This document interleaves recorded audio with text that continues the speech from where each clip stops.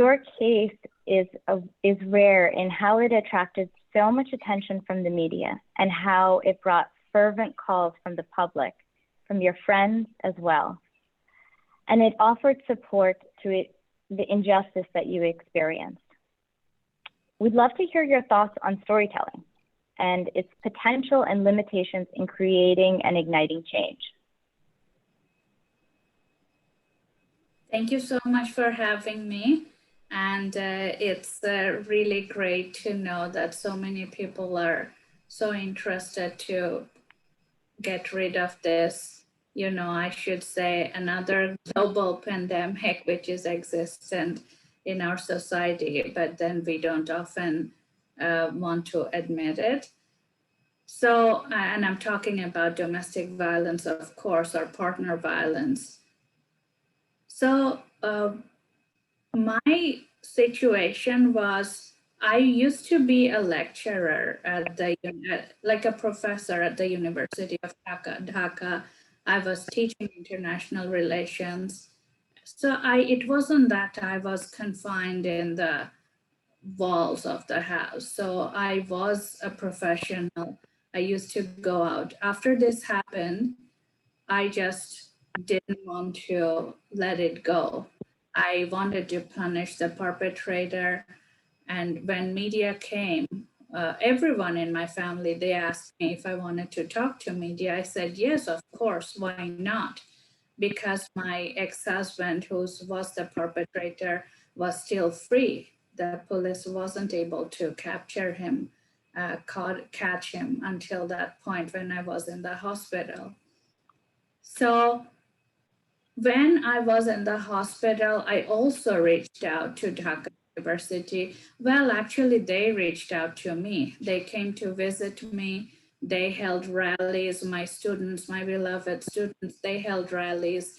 And I also heard from my bed that here in Vancouver, where I came to the University of British Columbia to pursue my master's degree in political science, my friends here and the entire UBC family, my UBC family, held rallies, raised funds to bring me and my family back to Vancouver.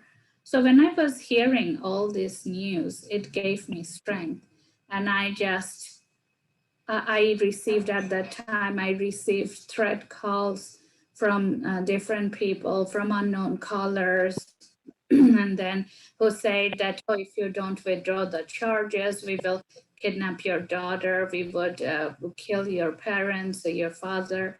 So all these threats were coming, but I was really stubborn. And as soon as it started to get media attention, what I saw, I felt that I was getting more powerful and people were gathering behind me. And when it happened, when it started, it was, I guess I just didn't look back. It just moved forward. Then many things happened. I went, so I decided to come back to UBC and then came here. And then, the rest is kind of my studies and then finding a direction in my life and focusing on raising my daughter.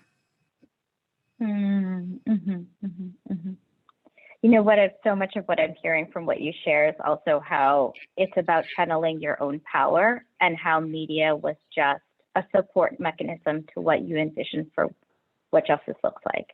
And that really speaks to a lot of what we try to do at Sakhi too, is recognizing survivors' power and centering our work around survivors and their respective power and helping to use the mechanisms and channels that will support them.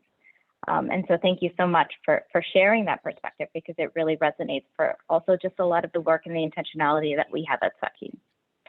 And something that I'm always struck by is this sense of cognitive dissonance that those have, when thinking about survivors. And many of the men came onto this film thinking that they care for their wives and their daughters, and that at the same time we're asserting their rights to denigrate over them. And so, Rezowana, I wanted to pivot to you for a second, because I wanted to get the clinical perspective. How does patriarchy in the home affect our mental health? Thanks, Kavita. Similar to you, I too am shocked by the cognitive dissonance in many folks. However, the term I think resembles many of these men in a patriarchal society because it describes that mental discomfort resulting from, holding two conflicting beliefs, values, or even like attitude. I think patriarchy has a crushing effect in a home for women, men, and children. It's a mechanism that's silencing any form of communication in or connection in a home. Um, it reminds me of a study that was conducted in Arizona State University that dictated that as a result of gender norm expectation, men and women are taught to act and communicate in different ways, which often results in gaps in communication, processing of emotion, and social relationship. So, in a patriarchal culture, men are often expected to be self sufficient and non emotional. Hence, most of the men don't learn how to even react to emotions. Whereas women, we face both direct and indirect wrath from the patriarchal society by being told to simply act like a girl, to receiving sexist remarks in the street, to feeling inferior, to even being disempowered every time someone says to chill out, to not take things so seriously, or to not be so emotional. I think patriarchy in a home endorses traditional gender roles, which result in both women and men forming unhealthy images and boundaries about themselves and the opposite gender. Um, I think another study that was conducted by University College London found that women over the age of 16 who experienced sexism in their home were three times more likely to be depressed or even develop, poor mental health issues as they got older. I think, in contrast, though, men in homes fulfill their stereotypical roles by validating their aggressions, need for control or violence, instead of recognizing their flawed perception. So I just in general think in a home setting, men, women contribute to take part in this patriarchal culture and take on these ineffective gender roles, which continue to contribute to a broken system we call society, regardless of its effect on like mental health in itself. What I'm also hearing is that it's perpetuating intergenerational trauma and particular gender roles. And so, as a follow up, I'm curious, like, do you have a perspective on, is there a pathway out of this? What are alternatives that we could think of to offer up? I think to be very transparent, the pathway out of patriarchy is knowing what patriarchy really is. It's knowing and educating ourselves and those around us about the grueling and traumatic intergenerational effect patriarchy has on ourselves and our society. It is to cognitively restructure our mind to see that patriarchy is not just a negative term or a traditional way of being. Rather, it is a mental health condition that our society imposed on us and continues to actually impose on us. So while the pathway out of this is difficult, I don't think it's impossible to achieve. I think the best way to initiate our journey to end patriarchy is to have these open conversations like the one we're having right now, to have these same conversations at our home, at our workplace, and simultaneously hold anyone accountable that's imposing such, you know, patriarchal roles onto us. Yeah, yeah. I appreciate that as we think through also just decoupling gendered identity and patriarchy and how they don't necessarily need to be assumed by a particular gendered identity, right? and like, yeah, the overall impact it has on one's mental health. Thank you for that. So I think Zana's here and is available to join us. I think she's Hi, this is Zana. I'm sorry. Hi, I'm so sorry that it took me a while to log in. I don't know, for some reason it keep telling me that the login ID, webinar ID is not correct. So I guess technology doesn't love me much. No, so.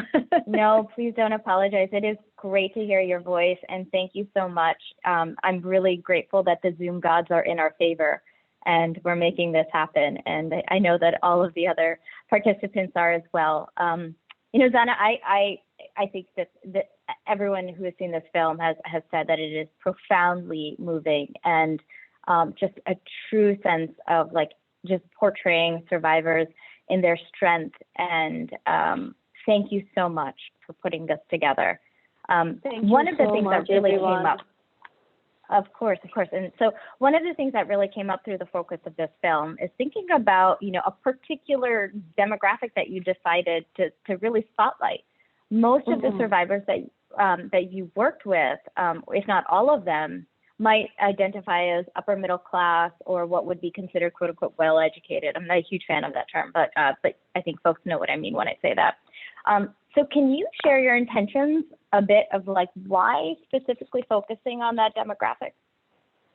Yeah, so first of all, the reason I focused on this specific demographic is I was naive to believe that domestic violence happens only on, you know, like only in the unprivileged, among unprivileged or people who are like not empowered, illiterate, this type of family. I'm like, I should be honest that I was so naive to believe that it doesn't happen in upper middle class or middle class educated family like me or Rumana.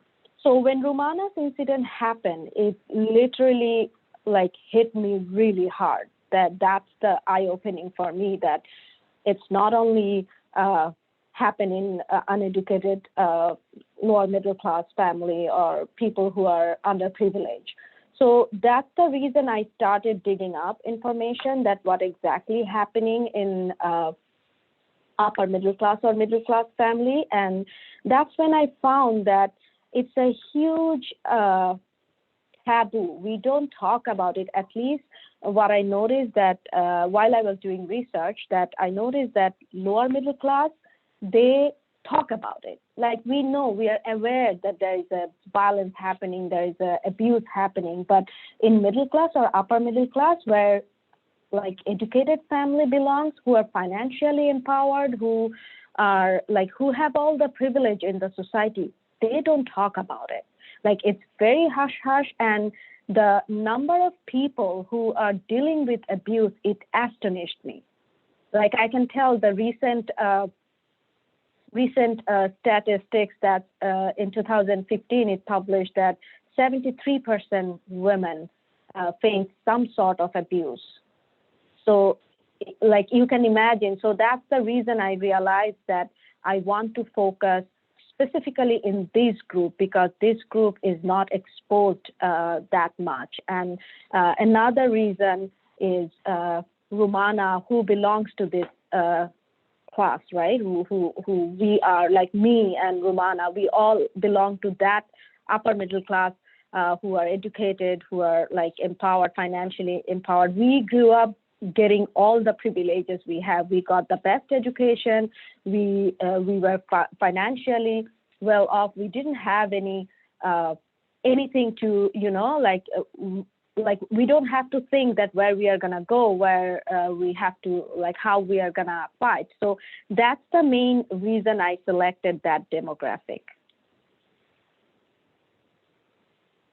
Hello? Thank you for that. And am I still there? You're still here. Yeah, we can hear you.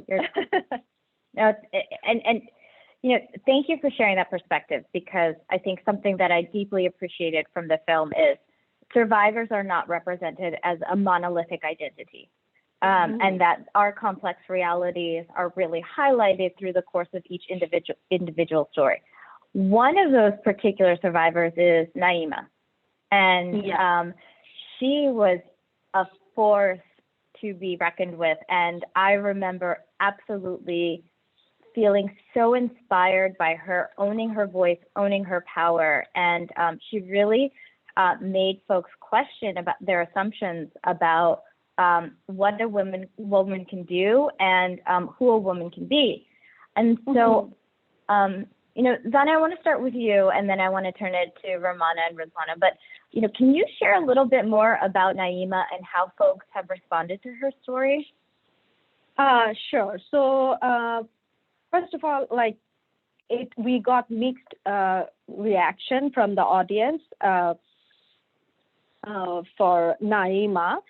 Majority people were very positive. They loved Naima and they enjoyed the humor in the story. They enjoyed the her confidence, her everything was like she's a fun, entertaining, very fun, jolly character, and at the same time she went through a lot. So the reason I felt she needed to be in the film, I know there are women in Bangladesh who are like me, who are like Naima, who are very much aware of their rights, and they know that marriage is a partnership. It's not like someone is going to be boss and I have to listen all of this. It's not like that. So I wanted to show that there are women like Naima. And when I first met Naima and Sadman, they were an amazing couple, and I was surprised to see that Sadman is so unlike typical and traditional South Asian or Bengali men. He's very supportive. He's very much aware of, he believes in partnership, and I love the way when he said that I wanted a partner, I wanted a friend in my life. I don't need a wife who's going to cook for me, who's going to take care of me. I always wanted a partner and best friend. So that's what makes me feel that, yes, there are men, maybe it's not a lot of number, but there are men like Sadman, like this upcoming generation whose mentality or whose thought process are changing.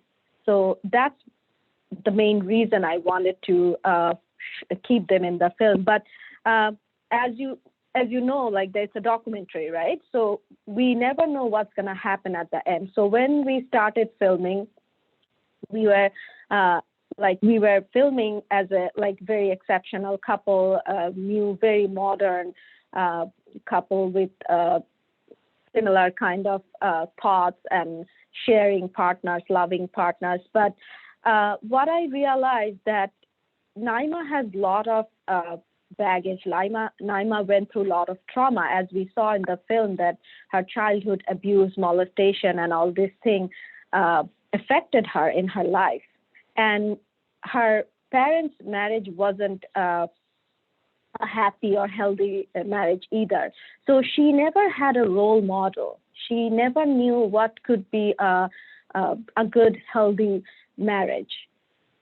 So she tried, and Sadman, they both tried, but at the end, it didn't work for them. So we saw that in the film that they were such a happy, nice couple, but Naima has previous trauma. She couldn't heal from that, and she didn't have any role model or anything. And at the same time, Sadman, no matter how progressive-minded he is, he lives in a patriarchal society, and his friends and surroundings are so negative, right? They constantly telling him that what is your wife you are allowing her to do. So this whole allowing thing, right? So although he believes he is not the person to allow, Naima has all the rights to do whatever she wants, and she is a mature adult.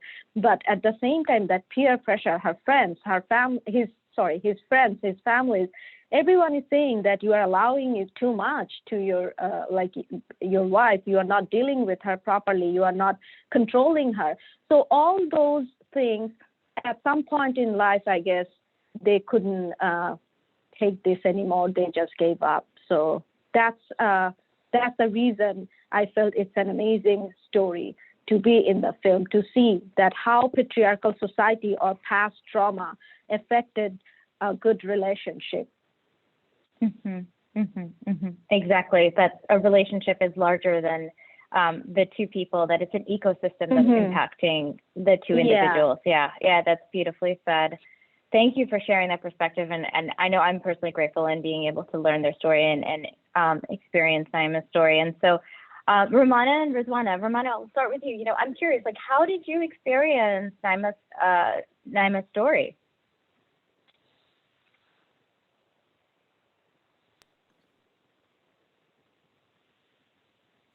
Oh, sorry, for 1 second, you're on mute, Kavita. I think you've got a muter. Unmute her. I asked to unmute, I think.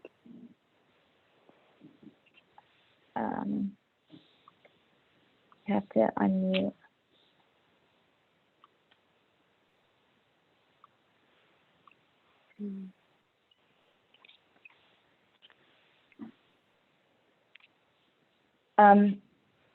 Why don't we start with Rezowana, and then Rumana, we'll come back to you once you're unmuted. I'm not sure if there's something happening on your end on your computer. Okay, thank you. Well, I think Naima felt like a force of nature to me too. It just felt like she was a force of nature breaking barrier in such an unorthodox manner. While I did not agree with, I think most, while I agreed with most of her perspective, there were some things that, that did catch me off guard. I respected her as this unapologetic essence, which often is not part of, Asian society. I truly appreciated her individualistic ways of thinking in a society that often thinks like collectively. I think she represented like an anomaly in a Bangladeshi society, but I also, Naima made me think. Naima made me think about progressive women and progressive women in Bangladesh, and I think there's many like her, right? It's just being afraid, or I wouldn't say afraid, but not having the resources to vocalize what they feel or think. I think, similar to Zana, I agree that Sadman, he seemed like a very progressive partner. But I think in a society that's so densely patriarchal, it's tough to at times be, a progressive partner and share your partner's demons and carry them with you. So in general, I think Naima's great because it gives women that voice to be like, hey, I am here. I'm going to say what I like. I'm going to do what I please. And, if you don't agree with it, that's a you problem, not a me problem. Yeah, I love the way that you described that, to carry your partner's demons. And I think you have to have the tools to do that. And it's clear that he didn't have the support mechanisms to help him get there, and to support his partner through what I'm assuming must have been an extremely painful experience and has shifted her life. And so, Rumana, I think you're off mute now.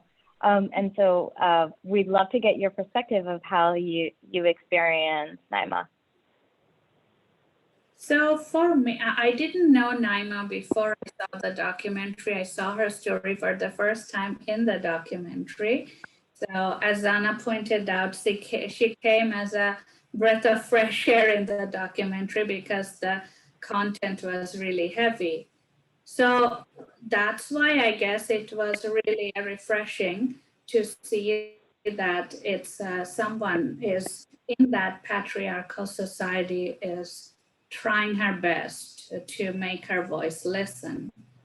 But at the same time, as Rezowana pointed out, there are many Naimas in Bangladesh. And of course, for me, from my own experience, I know that it's not easy if you don't have the support of the society, if you don't have support from your family. It's really hard for a woman in Bangladeshi society or in a patriarchy, such a strong patriarchy, to make your voice listen. Even if you want to, it's not possible. For me, I was a professor, I was a university professor, and still I didn't have the courage to stand up against it, to stand up for myself, right? So, and when I finally got that voice, then, and I told him that I wanted a divorce, that's when it happened.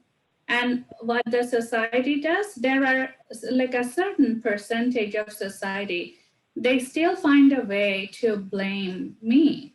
And then I have seen it, I have experienced it. I still experience comments and remarks like, oh, like you cannot clap with one hand.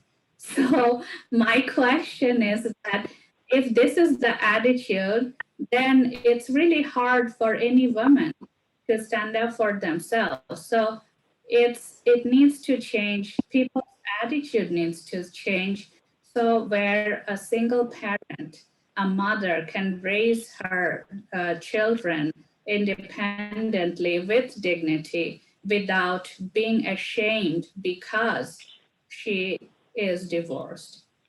So that's I have seen people suffer because they are divorced. No one wants to hear what's the fault of what was the reason for the divorce. And it's such a personal thing. I don't even understand why the society needs to know why the divorce happened. And okay, even if they know, they just don't like to think that it was the fault of the man, the husband. So I think unless that attitude changes, it's really hard to implement laws. And whatever laws we have very strict laws. And then however we try to make people aware, like it will fail if women don't stand up for themselves, if men don't stand in support of women, and it needs to come from the bottom. That's how I feel, from the individual unit of family. And it's also, it's not easy to be your own voice when you are taught, as Rezowana pointed out, that when you are taught to be docile, when you are taught to compromise, and then when you are taught to sacrifice, and when you are taught the quote unquote the characteristics of being a good wife and being a good daughter, right? So I guess that's what my take was. Yeah, I think it's so beautifully said, right? Because it's not the literal stuff that will change cultural transformation. It's the soft stuff. It's the community. It's about solidarity. It's about creating voice, and it's about mobilization, where we can create all of the laws in place, but that can be ignored. And unless it really resonates with the larger, broader society, we can't really expect for change. And we see that very clearly through the course of this film. And I appreciate all of your perspectives on this matter. And I remember that, this documentary, Untying the Knot, is one of those pieces of work that really stayed with me. And the way that I experienced this film is to be a story of self-love. And Rumana, I was really moved by something that you shared in the film, which is when one has to make sacrifices to have peace, it's really an indication that it's not a healthy relationship. And I'd love for you to touch upon that a little bit more. And you just did a bit in what you just shared, but if you could build on that, because for some survivors, for some of us, it can really feel like a challenge in one's healing journey to distinguish what feels safe and healthy and normal from what is violent, abusive, and unsafe, particularly when it is ingrained in the ethos of where we are brought up and who we are, and so wrapped into our identity. So, Rumana, I'd love your perspective. Yeah, absolutely right. It is, like, I just want to start by saying that of course, it's not easy. It's not easy because I have been in that situation. I know, as Zana said, that I was financially independent. I come from an upper middle class family. I had all the privileges of accessing higher education. Then why couldn't I get divorced as soon as I experienced abuse?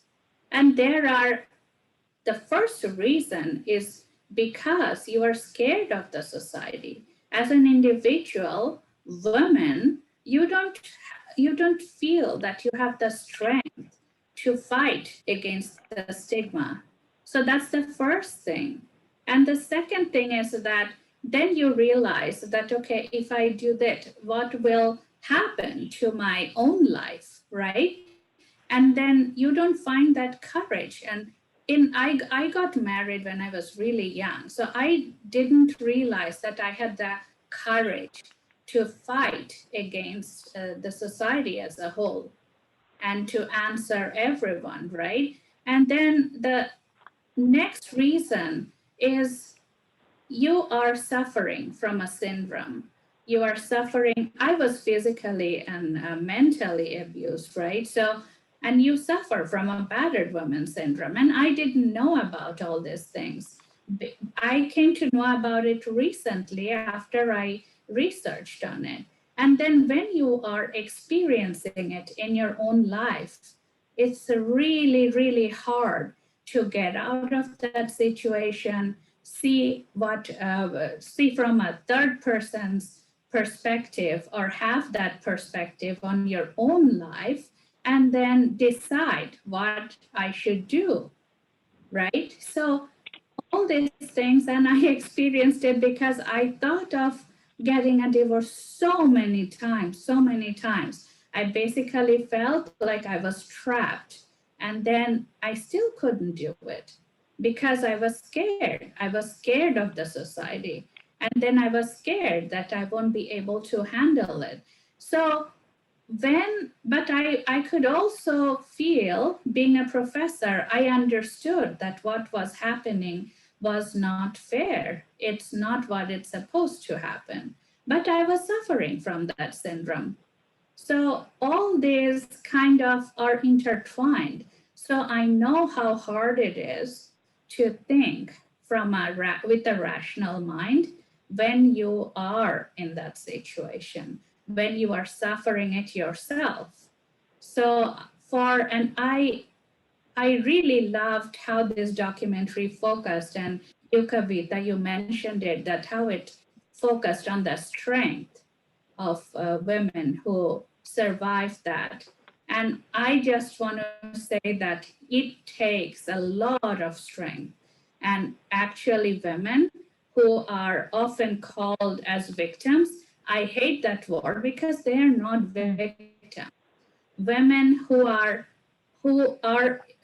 experiencing violence, experiencing abusive relationship, and carrying on their lives in a regular way and doing all their duties, trying to keep their marriage together, they have like unlimited potential and strength. So it's just a matter of finding that strength, inside us. And most women are not able to find it because, as I say, they're suffering from a syndrome. And that's why I started telling my story, so that women understand what is wrong, what is right, and they understand what they should do, what they should not do, what is right, what is not. And as you said, I mentioned that when you are just sacrificing everything yourself to maintain peace in your relationship, then it's not healthy. Your partner should have equal respect for you. Yes, all relationships need a certain level of compromise, but then it has a limit. It's not unlimited, and it cannot happen from one side. If it's happening from the same side again and again, then there must be something wrong in that relationship. So when it's a mutual relationship, both sides need to make those compromises. And that's why, but I paid a very, I paid a huge price to learn this lesson. So that's why I started telling my story, sharing my story, so that other women find that strength inside them. It's so beautifully said. I mean, recognizing and honor survivors for their power and what they have experienced, because really cultivating that it will be a leading agent in transformation, right, to ending gender-based violence. And that's something that we hold as a form of a truth at Sakhi as well. And so thank you so much for sharing that perspective. Rezowana, from a clinical lens, I'm curious, what do you share as important components for an individual to hold on to when building healthy relationships? So I think idealistically speaking, there are many factors that contribute to a healthy relationship. But in my opinion, in order to even build a healthy relationship, open and effective communication, must be a part of everyday life. In a healthy relationship, couples, need to make that time to check in and speak with one another on a regular basis. And I'm not talking about, having those conversations when you're on a long drive or watching TV. I'm referring to the conversations that take place when both partners give each other that undivided attention. It is very important to spend a few minutes each day discussing personal subjects to stay connected, that doesn't relate to outside commitment, kids, or even career. Um, Also, I think it's very important to understand um, what your partner's love language is. Um, it's to see each of us have our ideal perception of how we want to be loved. Contrary to our belief, our significant other may not feel the same at all. Hence, in a healthy relationship, it is important for us to build an understanding of how our significant other wants to be loved. What is their area of need, or where do they face the most challenges, and accepting those desires or even shortcomings without any judgment. I think the most important indicator of a healthy relationship is honesty. And I'm not talking about, the type of honesty where you share every nitty gritty detail with one another. um, what I mean by honesty is being open with one another to have a conversation about the relationship without any preservation or fear, to create that safe space where each partner feels comfortable discussing what stage of the relationship they're actually in, and being honest in that relationship, being able to talk about whether the relationship is going great, whether things are rocky, or even if it's time to, you know, seek for external support, like seeking couples counseling. I think these are three of the main components that builds on a healthy relationship.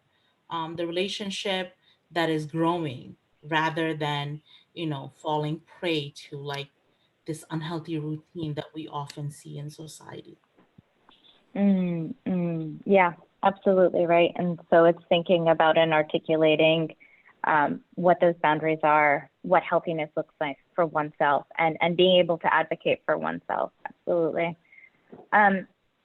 Before we jump into Q&A, there's one last question that I have for the three of you, and something that really struck me, and I've said this time and time again through the course of the evening, is the capacity of untying the knot to uplift survivor strength and their resilience, but without creating this romanticized version of what that could look like. And so something that I really also held on to was the sense of hope that was weaved throughout the film. Rumana, I want to start with you, and then I'll ask Zana and Rezowana to jump in. But Rumana, what what gives you hope? What offers you hope at this point in time? Big question. I know. Sorry for it, but I guess life gives me hope.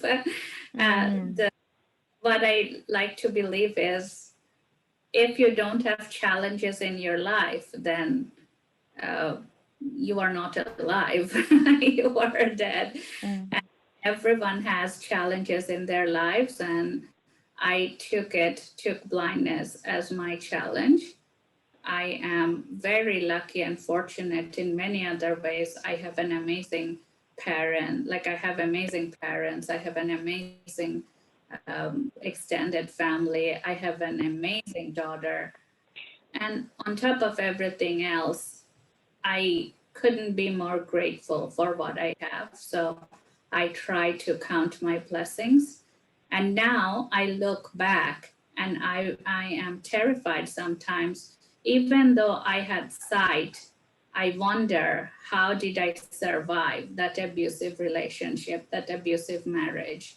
What was I thinking? And that gives me perspective that makes it a little bit tolerable. I'm not saying it's easy. Of course, my life is not easy. No one's lives are. But at the same time, life is full of potential. It's full of uncertainties and surprises. So I guess that's the beauty of life, and that gives me hope. And I like to look forward to the surprises. I'm going to hold on to that. Life isn't easy. No one's life is easy, but the beauty of potential. And that's so well said. I think that really captures so much of what I hope we can think about for the evening and take away with us. Zana, what gives you hope? As Rumana said, yeah, life itself is so beautiful, right? And I believe, like, we have only one life. I don't believe in second life or life after death. So for me, we only get one chance. So to live up to the highest potential and to live its best, that's the hope. And I think, as we see in the film, as a filmmaker, or like when I did this research, as a girl who was born and grew up in Bangladesh, and when I look back now and I see that Naima is a hope, Sadman is a hope, my younger sister is a hope. Like, they are so confident, they are so much aware of their rights, and they are so progressive minded. And Sadman is not only one. In the film, we see only one guy, Sadman, but I know there are a lot of guys among my cousins, among my friends' sons. Like, there are a lot of people we know. I heard from my friends that their cousins, their relatives, they are very much believe in partnership.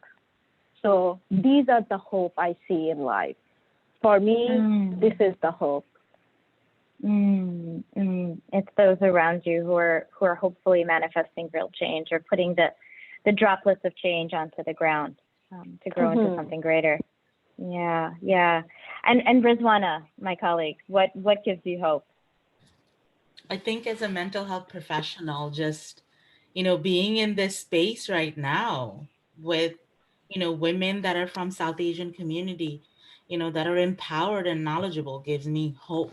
I think also, seeing my clients grow, seeing survivors grow from the first session to, the time we terminate with them, that gives me hope, because it's a way to see that we're growing as a society.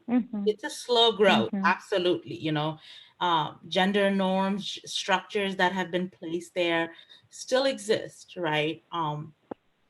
However, it's even a simple thing as, finding myself being sometimes the loudest person in the room, where my father and my father-in-law are listening to me speak and agreeing with me, rather than, having it in a patriarchal way where I don't speak, I just serve and eat. No, I'm the person that has a voice, and it gives me hope to have that, to continue that, to I guess in some sense, pass that to the next generation, you know?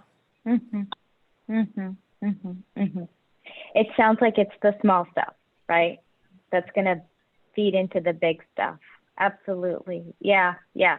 Change and healing are not a linear process, but they're an incredibly slow process, but that is what is going to move us as a community and as a society. So with that, there have been some really incredible questions that have come up in our Q&A. And so the first thing that has come up is, getting a sense from the three of you, what is your vision in getting the community engaged in these topics? And how do we get them to learn how to respond to gender-based violence and in our communities? And so, Zana, I'll start with you. How do we get the community more involved? I feel like we need to make sure and we need to convey that message that this is not, yes, we are talking about women's rights, we are talking about violence against women, but this issue is not about women only.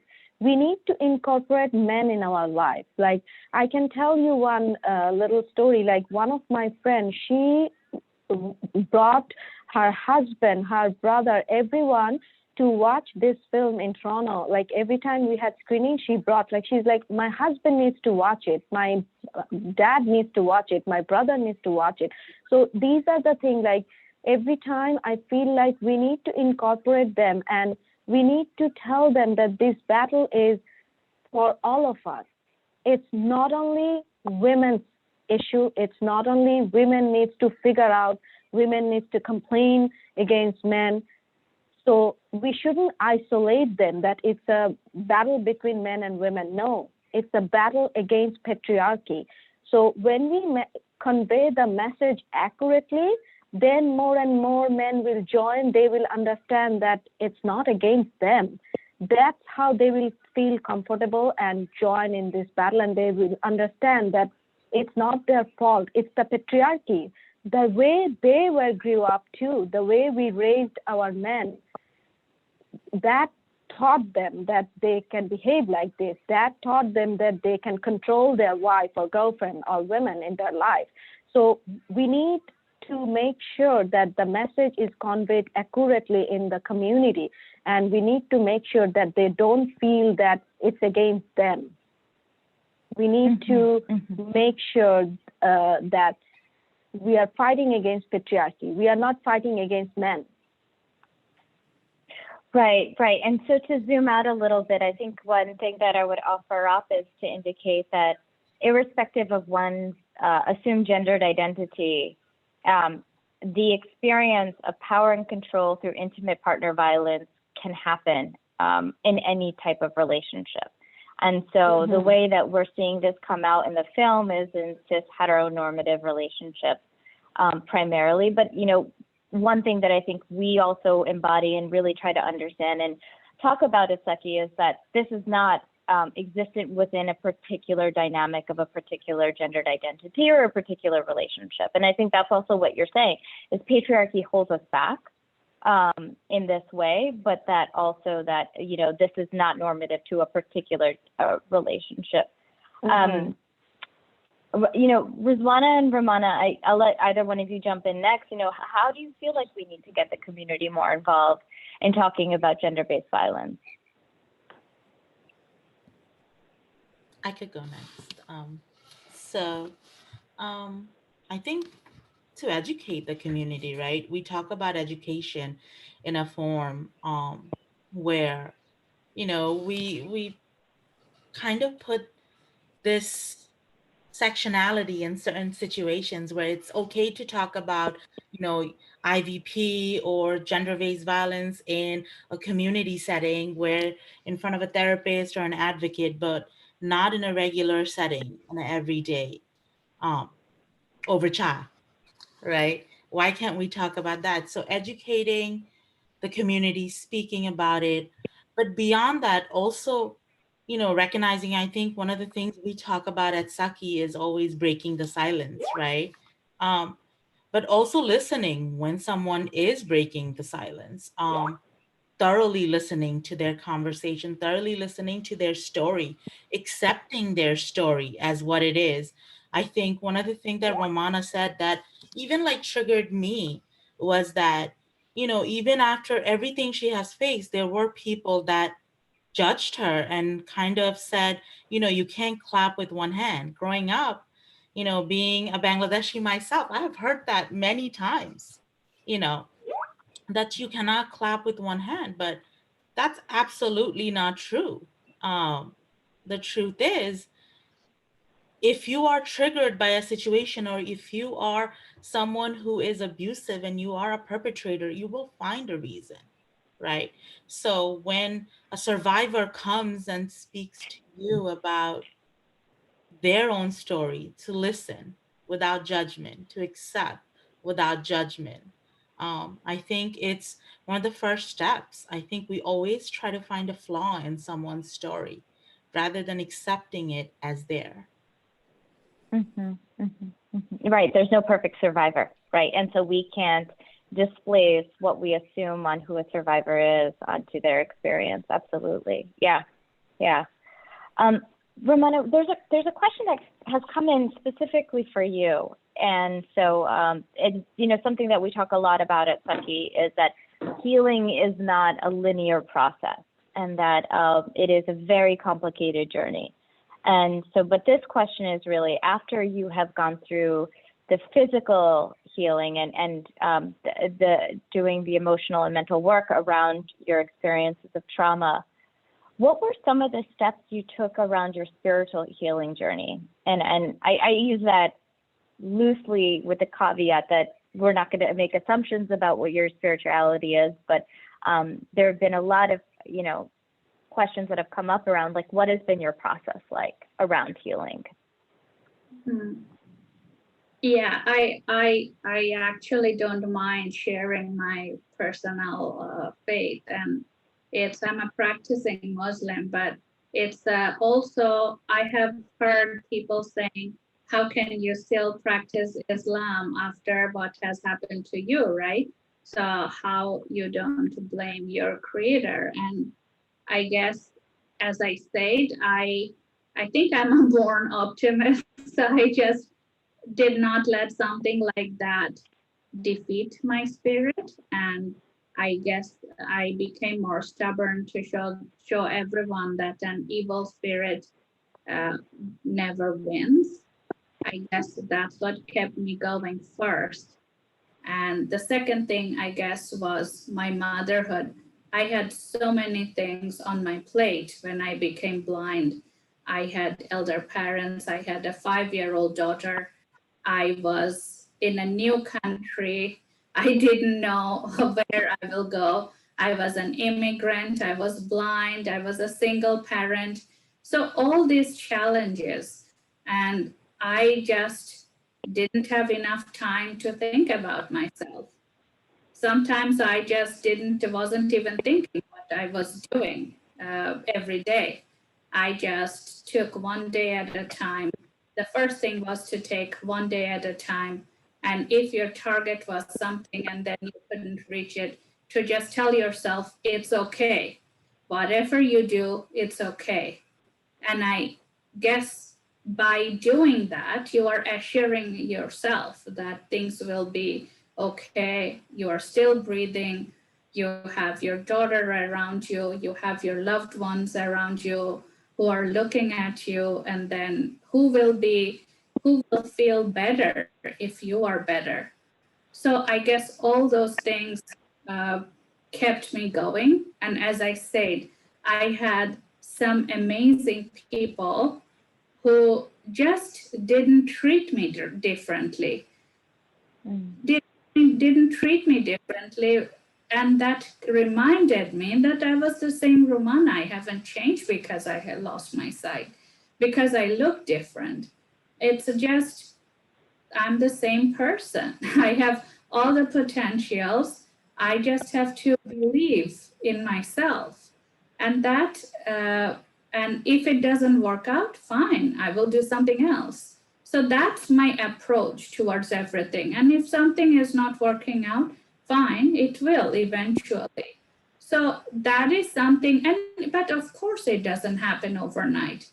I still have days when I'm just super frustrated and I wish if I could just get my sight back. But then it goes, nothing is permanent.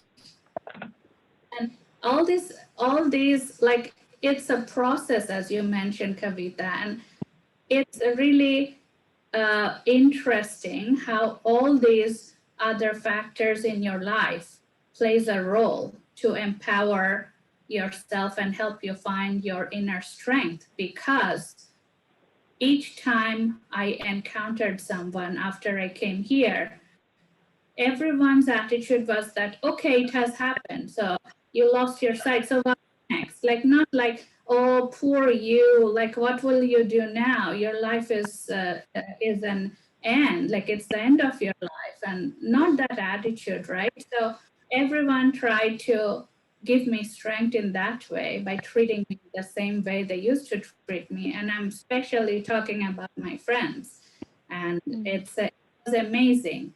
I think, and of course, my daughter, sometimes she gave me, she was just 5 at that time, and her not remembering that her mother cannot see reminded me that, yes, that cannot be my focus. I have to keep on going because of her, because I have responsibilities and I have these amazing people around me and who will always support me. So my thirst was that I won't let an evil spirit win in the end. That's incredibly beautiful, because it sounds like community was such a critical component to your healing process. Yes, totally. Yeah. And I think, that's a lot of the reason why organizations like Sakhi also exist, is recognizing that survivors need a space to be seen and heard, and to feel validated, and to remember that they are strong for who they are, and they are not defined by the experience of trauma that they have endured. And so it's beautiful that you were able to have that for yourself through your process and your healing journey. You shared your daughter a few times, and I want to open this question to everyone, but first I want to start with you, Rumana, because some of the questions that have come up in the Q&A has been around the experiences of children who have gone through this form of trauma, and whether it is by seeing the two people in their lives through intimate partner violence, being part of family violence, or having that direct trauma inflicted onto them, that abuse directly inflicted onto them. And so, I'm curious, because the three of you offer varying degrees and varying perspectives. How do we continue to uplift those who are younger and who are survivors of this trauma in the course of our work, and to demonstrate that they are critical, their healing is critical as well in their journey, so that it is also a component of thinking about how to break intergenerational trauma. And so, Rumana, I'll start with you, because you've mentioned your daughter a few times. And then, Zana, if we want to go to you next, and then Rezowana, we can end with you. I think the first thing is, I think Rezowana mentioned that you have to listen to them. You have to take them seriously. You cannot treat them as children and whatever they're thinking, so that they feel comfortable talking to you about everything. That bonding is super important, like very, very important. And that is what I had. And when I took her to the counselor, I think one of the things she mentioned is she watched us. She watched our video footage, like when we were waiting for her in the waiting room. She deliberately delayed the appointment because she was watching us, my interaction with my daughter. And then finally, when the session was over, on our final day, she said that, Rumana, you don't have to worry about your daughter because I saw your bonding with her. And that's when I realized how important it was to have that bond. So you cannot break that bond, never. Mm-hmm. Have to talk about it. And I think, Rezowana, you mentioned about communicating, and it's so important for children. You have to understand what's going on in their mind. You have to be there. You have to make sure as a parent that they're not scared. So in the going back to the documentary, Kavita, I think my first concern was Jasmine, one of the characters, her children. She has two sons and they are growing up watching an abusive relationship. I didn't know it when I was in an abusive relationship, how it could affect my child. But now I am taking that into consideration.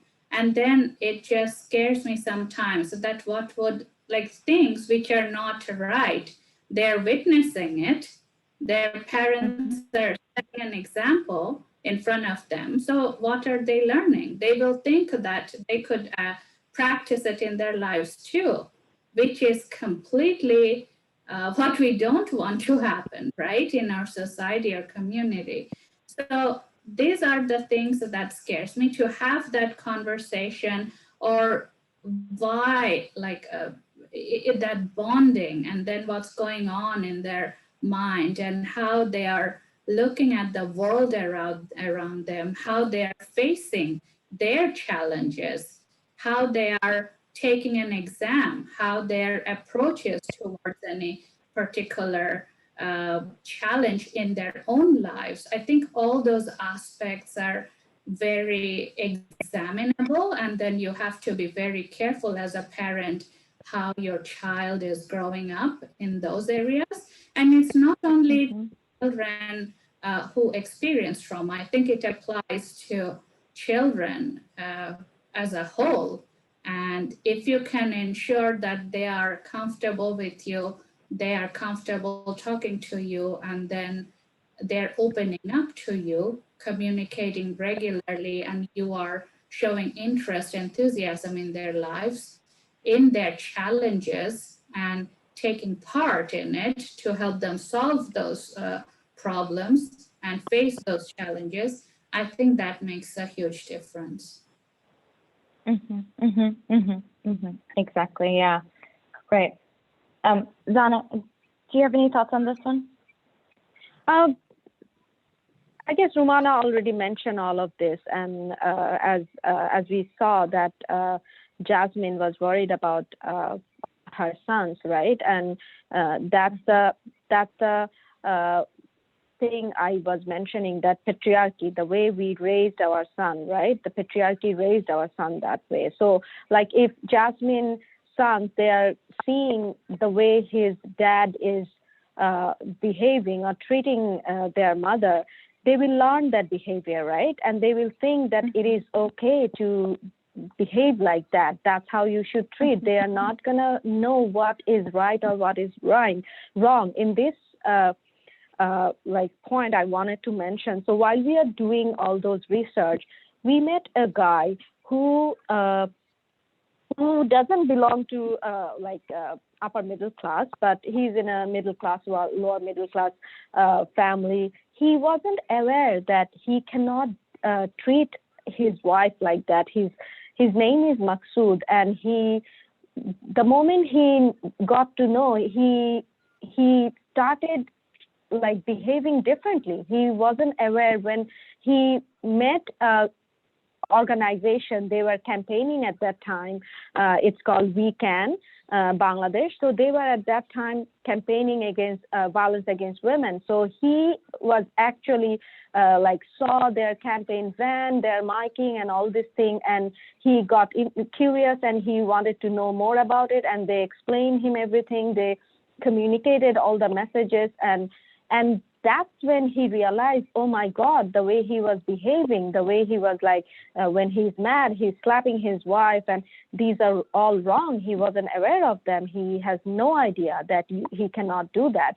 So since then, he became one of the spokesperson, and he's trying to like convey this message among his community, his neighbor, his friends. So I think like communication is very important, and at the same time, like knowledge, right? Educated, like it's even your like kids, your son, everyone you need to like. Jasmine, I think in a way she is trying to tell his like her son that this is not right, because she protests, right? She protests, and so they're seeing that her their mom is not just like accepting everything. So that's in a way they might learn that this is wrong, but it's very confusing, right, for the kids. So as Rumana said, the bond and the communication and seeing what is right and standing up for the wrong is very important. Thank you for sharing that. And I think there were a few, and this came up in a little bit of Naima's story as well. It's like, how does childhood abuse manifest in adulthood when it's when healing practices aren't incorporated into one's life, and they experience a form of silencing. And so, Rezowana, as someone who works as part of our mental health team, well, I realize that you work primarily with adult survivors. What are your thoughts on being able to support youth who are witnessing or who have experienced abuse as it comes to in this particular form? I think, just initially to like even begin with, children know when intimate partner violence is occurring in their home. I think survivors often try to shelter their children from that unsafe situation. But children who witness domestic violence suffer from mental health disorders, a variety of it, could be anxiety, depression, fear, or even like, face academic issues in school. I think the best way to support any child who has lived through domestic violence or intimate partner violence is to, give them a voice, give them a chance to tell their story as well, to speak about their trauma, because we often forget that they too are survivors, that they are surviving in a home with violence. They too experience what their parent, the survivor figure, is experiencing. So, in general, I would say have that space, have that platform to give them a voice, and recognize that, like similar to what you just said, Kavita, Naima is, Naima is the way she is in some sense is because of her experience as a child. She couldn't tell her mom. I still remember the uncle's name. I think his name was like Najmul uncle or something. She couldn't tell her mom that her uncle has molested her, and this happens in homes every day. Um, so, you know, build that friendship, listen to your children, and let them have a voice. Yeah, it's what I'm hearing you and also Rumana also share is that how do we create environments that are not perpetuating silencing for young folks? And so if we give them the tools to advocate for themselves and create the space to advocate from themselves, then, how do we create that type of space for them to be able to learn those behaviors early on? And that it really also just resonates to how that they might approach their advocacy, their personal advocacy for the future. So I'm going to end on, because we've got 8 minutes left, which it's amazing how quickly an hour and a half has gone by, and have loved every component of this conversation, but I'm going to end on love. So there are 5 love languages: words of affirmation, acts of service, quality time, gift, and physical touch. And so those are 5 love languages that are often referred to. And so one of the things that, has come up is for folks who might not know what love languages are, we wanted to be able to define that out. But my last question is, how do you look at love? And this is, related to somewhat of my hope question. And how do you approach that in your relationship and that intersection with your own respective healing journey, or through the course of this film, or through the course of your work?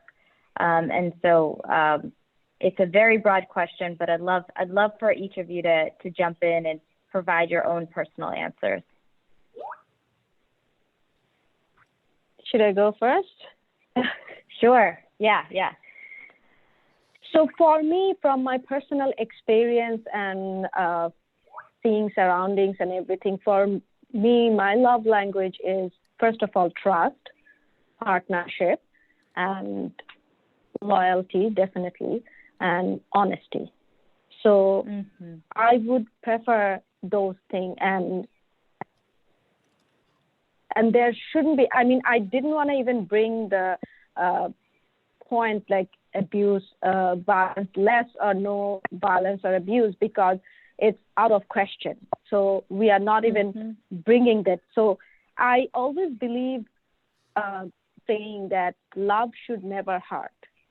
So if there is a love, it should never hurt you. Doesn't matter it's emotionally you are hurting someone or physically, or So if it is a love, if it is hurting you, if it is making you feel that you are not your own self, you cannot express your emotion, you cannot express your feelings, this is not love.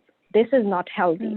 So for me, love is trust and loyalty, honesty, and that comfortable place where you can be yourself.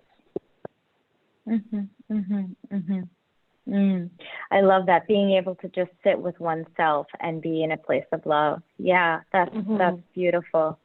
And going to be hard to follow, but Rumana and Rezowana, either one of you, whoever wants to jump in, how do you approach love at this time? And especially as we're thinking about how this film has shifted probably all of us in this conversation in some way. It's clearly spoken to us. I feel like. Sorry, Rezowana, go ahead. No, it's okay. Go ahead. I'll. No, I was thinking, I still like to believe that love is the fairy tale story, how it happens, and the things that I think love, I still believe that love is that, and it comes and then floods everything away. But as I mentioned in the documentary, I want to be very careful now and be picky because with that emotion, I also want to feel that I'm respected, I'm valued, and as Shammi, as Zana said, that I can be myself in that relationship, and I can just be myself, which is very important. And I just, as I mentioned, that being respectful to each other and giving each other that space where they can flourish in their own potential, fullest potential, makes both very happy in the relationship. And that is exactly what I want for myself, and that is exactly what I want for my daughter. And Rezowana, closing words. So referring back to the 5 love languages, the first time I read that book, I realized that my love language personally was words of affirmation. I'm someone that's able to do everything on their own. What I'm not able to do is compliment myself at times. So for me, love is having someone who fills that gap, to have that partnership where they are able to, tell you on a day where you're having a really bad hair day and work is not going well, and you cook something and it burned, and you're just like, I give up, for that, to have someone that comes with your favorite Thai food and says, it's okay, I'll clean up the dishes, you don't worry, right? For me, love is partnership. For me, love is accepting my flaws and loving me beyond that, letting me see his flaws or her flaws and letting me love me beyond that. I think in general, for me, love is just finding that person that fits your perfect need. Yeah. It's such an interesting term because it's one that is probably part of our everyday vocabulary, but yet is such a unique perspective to how we see the world. And I'm grateful that the three of you were vulnerable enough to answer that question in the heels of Valentine's Day, which is not a big day for me, but but it felt appropriate to close in that capacity. I said to someone a few days ago that, I might live in pain, but I approach my relationships with love. And so each of us come to this work, come to this space with varying degrees and varying perspectives. But hopefully what unites us is hope and love. I'm humbled and grateful and honored to have shared this space with the three of you. And thank you, Veda, for your behind-the-scene efforts in making this seamless and brilliant, and all of your leadership and coordination. Zana, for an incredible film, Untying the Knot has stayed with me, and I am so grateful that you reached out to Sakhi. Rumana, for your strength and sharing your story and your wisdom. I feel like I've gained so much in just hearing you speak. And Rezowana, for everything that you bring to Sakhi. Thank you all for making this such a beautiful night. Once again, thank you for joining us this evening. If there is anything that has come up through the course of this conversation, as I mentioned at the top of the event, please reach out to us at Sakhi. Our number is 212-868-6741, and we're here to connect with you. Thank you for joining us tonight, and I hope to see you at our next event. Thank you. Thank you, Kavita. Thank you for having me. Thank you, everyone. Bye. Bye. Bye.